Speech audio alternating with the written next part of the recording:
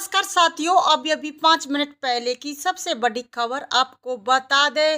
राजस्थान के मुख्यमंत्री भजनलाल शर्मा जी की कैबिनेट मीटिंग में कई बड़े फैसले लिए गए। कैबिनेट मीटिंग के बाद डिप्टी सीएम प्रेमचंद बैरवा और मंत्री जोगाराम पटेल ने प्रेस कॉन्फ्रेंस पर फैसलों की जानकारी दी। वहीं इस बैठक में एक बड़ा फैसला लिया गया जिसमें तय किया कि राजस्थान आरएससी कांस्टेबल भर्ती की योग्यता अब 10वीं नहीं 12वीं होगी। इससे पहले आरएससी कांस्टेबल में 10वीं पास की योग्यता थी, लेकिन इसे बढ़ाकर 12वीं पास करने का फैसला किया है। साथियों, बता दें इसके साथ ही मेवाड़ भील कोर में भी 12वीं पास योग्यता रहेगी। कैबिनेट ने इसके लिए कांस्टेबल भर्ती नियमों में संशोधन को मंजूरी दे दी है। साथियों, बता दें वही राजस्थान पुलिस में कांस्टेबल भर्ती के लिए पहले भी 12वीं पास योग्यता है, लेकिन आरएससी और मेवाड़ भील कोर के में कांस्टेबल के लिए 10वीं पास योग्यता थी। राजस्थान के मुख्यमंत्री भजनलाल शर्मा जी की अध्यक्षता में आयोजित कैबिनेट में बैठक में 9 नीतियों को मंजूरी दी गई है। साथियों, जिसमें भरतपुर और बीकानेर में विकास प्राधिकरण को मंजूरी दी गई, जिसके साथ ही राजस्थान में धर्मांतरण विरोधी कानून लगाया जाएगा और जन स्वास्थ्य अभियात्री विभाग प्रयोगशाला भर्ती का अनुबंधन भी किया गया। इस बैठक में यह फैसला लिया गया कि जिसमें पुलिस विभाग में आरएससी कांस्टेबल भर्ती में सेकेंडरी से सीनियर सेकेंडरी लागू किया गया है।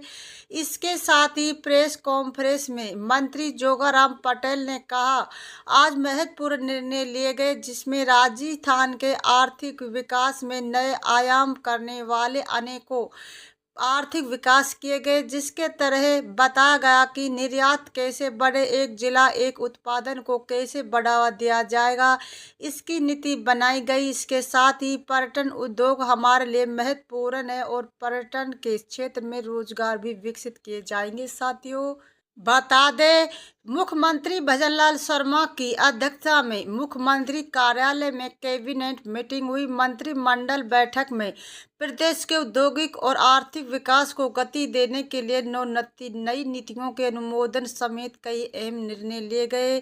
साथ ही 7वें राज्य वित्त आयोग के गठन को लेकर भी सरकार ने बड़ी जानकारी दी। पंचायती राज संस्थाओं और नगर पालिकाओं के कर्मचारियों को भी 7वें राज्य वित्त आयोग का लाभ मिलेगा। उप मुख्यमंत्री डॉक्टर प्रेमचंद बैरवा ने बताया कि पंचायती राज संस्थाओं और नगर पालिकाओं के लिए 7वें राज्य वित्त आयोग के गठन के प्रस्ताव का अनुमोदन किया गया। इस आयोग की अवधि 1 अप्रैल 2025 से 31 मार्च 2030 तक होगी। डॉक्टर बैरवा ने बताया कि सेवानिवृत्त आईएएस खेमराज चौधरी अध्यक्षता में गठित कर्मचारी वेतन विसंगति परीक्षण समिति का वेतन विसंगति दूर करने, वेतन सुधारों और पदोन्नति के अतिरिक्त अवसर उपलब्ध कराने संबंधी सिफारिश को मंत्रिमंडल ने मंजूरी प्रदान की है। साथियों, वित्त एवं विनियोग विधेयक पर चर्चा के दौरान मुख्यमंत्री ने वेतन विसंगतियों और वेतन सुधार संबंधी सिफारिशों को इसी साल 1 सितंबर से लागू करने की घोषणा की थी। बैठक में बीकानेर और भरतपुर में विकास प्राधिकरणों के गठन के लिए अध्यादेश लाने, विभिन्न सेवा नियमों में संशोधन और राजस्थान प्रोहिब ऑफ अनफॉल रिड्यूस बिल 2024 लाने समेत प्रदेश के विकास से जुड़े कई महत्वपूर्ण फैसले किए गए। साथियों, बता दें राजस्थान सरकार द्वारा 49 नगर निकायों में प्रशासन लगाए जाने का भी फैसला लिया गया। अब इस फैसले का कड़ा विरोध देखने को मिल रहा है। इस कड़ी में राजस्थान विधानसभा के नेता प्रतिपक्ष टीकाराम जूली ने इस निर्णय का कड़ा विरोध किया। उन्होंने कहा कि राज्य सरकार का यह कदम पूरी तरह से वैधानिक और लोकतांत्रिक संस्थाओं को कमजोर करने वाला है। टीकाराम जूली ने कहा कि सरकार ने राज्य के 5 नगर निगम और 20 नगर परिषद और 24 नगर पालिका का कार्यकाल समाप्त होने का तर्क देकर उन्हें सरकारी अधिकारों को प्रस्ताव लगा दिया, जबकि सरकार को इन निकायों की लोकतांत्रिक व्यवस्था को कायम रखने के लिए इनमें तत्काल चुनाव करने की घोषणा करनी चाहिए थी। उन्होंने सरकार से मांग की कि इन निकायों में के बिना देर किए चुनाव कराए जाए। साथियों, जूली ने कहा कि इसे पिछले राज्य सरकार one state one election agenda का बहाना बना रही, लेकिन सच में तो यह है कि राज्य की भाजपा सरकार नगर निकायों के चुनाव अपनी पराजय के बहस से नहीं कराना चाहिए। प्रदेश के अनेक नगर निकायों का कार्यकाल पूरा होने में अभी 1 साल और इससे ज़्यादा का समय बाकी है। तब तक राज्य सरकार कार्यकाल पूरा कर चुके नगर निकायों में नगर निगम को जिला कलेक्टर, नगर परिषदों को एडीएम और नगर पालिकों को एसडीएम स्तर के सरकारी अधिकारियों को भरोसे चलाना चाहिए। जूली ने कहा कि सरकार का रवैया लोकतांत्रिक संस्था को कमजोर करने वाला है। आम जनता को उनके निर्वाचक जनप्रतिनिधियों से वंचित करने की राज्य सरकार की यह चेष्टा अलोकतांत्रिक है, असंवैधानिक है। सरकार ने इस कदम को इन्हें निकायों को अस्थापन पेगी और आम जनता अपनी रोजमर्रा की समस्या से निराकरण के लिए तरसेगी। निकायों और शौकरशाही को हावी करना संविधान की मूल भावना है। साथियों, नेता प्रतिपक्ष टीकाराम जूली ने कहा कि ये दुर्भाग्य का विषय जब सब और संविधान दिवस मनाने की तैयारी चल रही थी, उसके एक दिन पहले राजस्थान में राज्य सरकार ने एक कदम उठाया, सिद्ध किया कि सरकार लोकतंत्र पर अपनी मनमानी थोपना चाहती और उसका संविधान में कोई विश्वास नहीं है। साथियों, बता दे भजनलाल सरकार को अगले महीने 1 साल पूरा होने जा रहा है। अपने 1 साल के कार्यकाल के दौरान सरकार ने प्रदेश के पर्यटन को नई दिशा देने के लिए बजट 2024 में करोड़ों रुपए की 24 घोषणा की थी, लेकिन वो अभी तक कागजों में ही सिमटी हुई 24 में से केवल 2 घोषणा पर ही काम शुरू हुआ।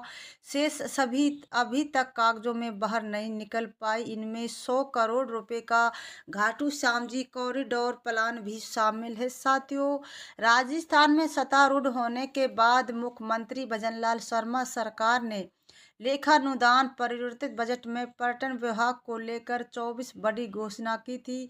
इनमें से अभी तक केवल 2 घोषणा पर्यटन कौशल विकास कार्यक्रम और नवीन राजस्थान पर्यटन नीति पर काम शुरू हुआ। 22 योजनाएं अभी कागजों से बाहर आने का इंतजार कर रही है।